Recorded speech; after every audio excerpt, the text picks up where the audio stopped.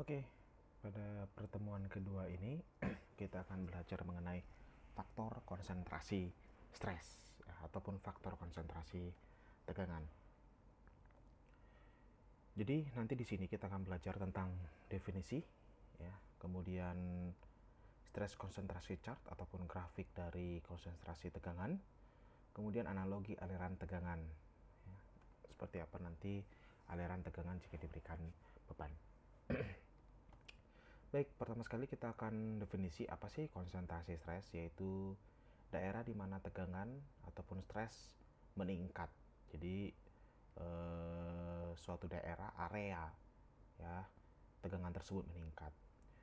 Kemudian faktor konsentrasi tes adalah sebuah faktor antara tegangan aktual dan tegangan normal yang terjadi pada daerah discontinuity, artinya daerah yang tidak continuity ataupun tidak bersambung ya. Jadi nanti kita flow analoginya seperti apa daerah yang tidak mengalami ataupun yang mengalami discontinuity. Seperti contoh hole, fillet ataupun notch. Baik, di sini ada beberapa gambar yang saya akan jelaskan. Di sini diberi beban ya. Diberi beban pada saat kita belajar mechanical properties, pada saat kita memberikan beban ataupun beban tarik, maka adanya reaksi dari yaitu sigma maksimum. Sama halnya seperti lubang di sini. Baik, bagaimana cara mencari stres konsentrasi faktor ataupun faktor konsentrasi tegangan, yaitu Kc sama dengan sigma maksimum per sigma normal ya. Sigma normal ini artinya sigma tegangan normal ataupun tegangan tarik ya. Dan bagaimana cara mendapatkan Kc, yaitu ada beberapa metode, yaitu teknik eksperimental ya, ataupun melakukan eksperimen, kemudian kita melakukan analitik, dan bisa saja kita melakukan simulasi numerik. Kemudian bagaimana konsentrasi faktor pada daerah ini ataupun pada bidang ini ya. Kc sama dengan 1 ditambah 2A per B ya. A ini merupakan daerah ini ya, nilainya ini, kemudian B ini nilainya ini. Jadi nilai A-nya ini adalah antara garis tengah ya, antara titik tengah ke garis terluar ini, kemudian B juga titik tengah ke garis terluar sisi sini ya. Jika B menuju nilai 0 ya, artinya B ini akan menuju nilai 0, maka dapat menyebabkan crack dan stres konsentrasi faktor menjadi besar. Jadi di sini pada kasus ini hati-hati terhadap B, ataupun Anda memerlukan analisis bagaimana faktor dari si B tersebut. Inilah stres konsentrasi faktor chart yang akan kita gunakan. Katakanlah ini plat diberikan pin ya. Ini ada gaya ya, beban. Kemudian ada dimensinya C, B, H itu adalah tebal plat, dan D itulah diameter pinnya. Lalu ini kita tarik, pinnya yang kita tarik ya. Maka grafiknya adalah yang ini. Ya, grafiknya adalah yang ini. Kemudian jika suatu plat kita berikan hole ya, maka kita tarik sisi 1 dan sisi 2. Ini ada H yaitu tebal plat, dan ini diameter hole-nya, dan inilah lebar dari platnya. Maka grafik yang kita gunakan adalah grafik yang ini ya. Dari grafik ini ya, pertama sekali kita harus mencari ya diameter ataupun rasio diameter hole-nya ini dibandingkan dengan lebarnya ini. Artinya D per B. Nah, jika Anda mendapatkan nilai ini nanti, kemudian Anda pilih salah satu ini, lalu tarik kasus mana yang akan Anda pilih, apakah kasus ini atau kasus pin ini. Kemudian Anda tarik ke kiri, maka akan mendapatkan faktor konsentrasi tegangannya. Ya. Kemudian untuk mendapatkan sigma maksimum, tinggal Anda sesuaikan dengan rumus yang sebelumnya dengan sigma normal ini. Ya. Itu untuk grafik yang ini. Kemudian kasus kedua, jika diberikan momen ya, maka teman-teman bisa mencari ini. sigma average ataupun disebut dengan sigma normal juga. Ya. Kemudian pada saat diameter to width ratio ya seperti ini D per B, Anda tinggal tarik ke atas di mana teman-teman bisa mencari D per H, artinya diameter whole per tebal plat. Tinggal Anda pilih. Ya, misalkan diameter ini dibagi tebal ini sama dengan 2, sedangkan diameter to width ratio sama dengan 0,2. Tinggal Anda tarik garis ke atas hingga menuju 2, angka 2 ini, garis 2 ya. Lalu Anda tarik ke kiri, maka didapatkan stres konsentrasi faktornya 1,7 ya. Jadi nilainya D per H itu 0,25, 0,5, 1 dan 2 dan ini tak terhingga. Inilah untuk kasus jika suatu plat yang berisi lubang diberikan momen. Kemudian pada saat stres konsentrasi faktor ya.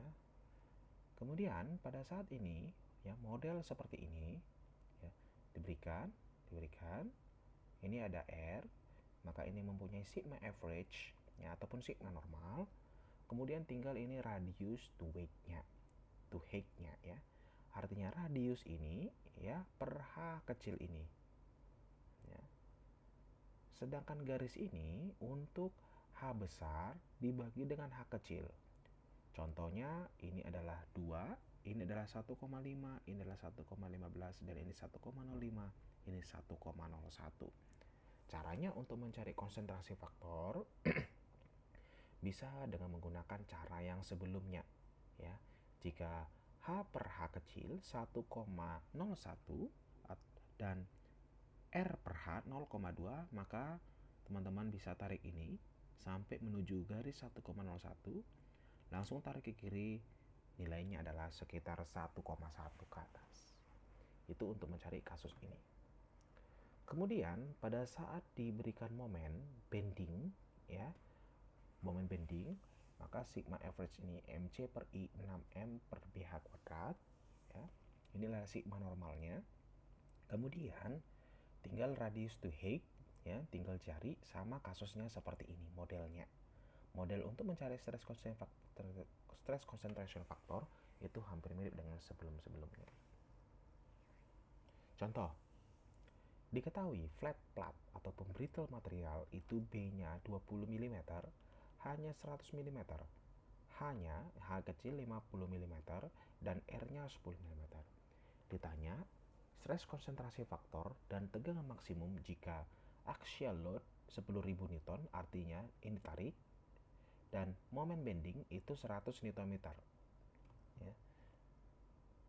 Bagaimana kita mencarinya? Pertama kita mencari H per H kecilnya, yaitu 2, yaitu 100 dibagi 50. Kemudian R per H itu 0,2 ya. R kecil per H kecil itu 10 dibagi 50, maka nilainya 0,2. Maka dari grafik ini bisa kita lihat ya, jika R per H 0,2, tarik garis ke atas hingga H per H2 ya, maka tinggal teman-teman tarik ke kiri, maka nilainya sekitar 1,8 ya.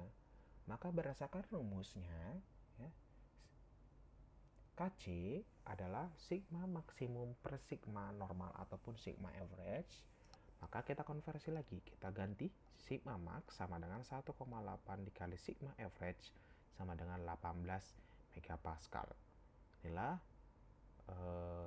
tegangan maksimum yang terjadi sebesar 18 megapascal untuk kasus ini.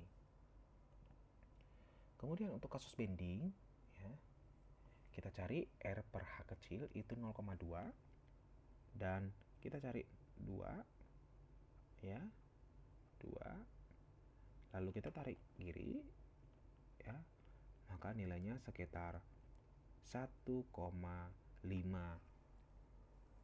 ya, Kc-nya. Maka nilainya adalah 1,5 dikali sigma average. Sigma average ini didapat dari sini ya, untuk mencari sigma average ini dari sini, sedangkan yang ini adalah sigma average dari sini, maka nilainya juga 18 megapascal.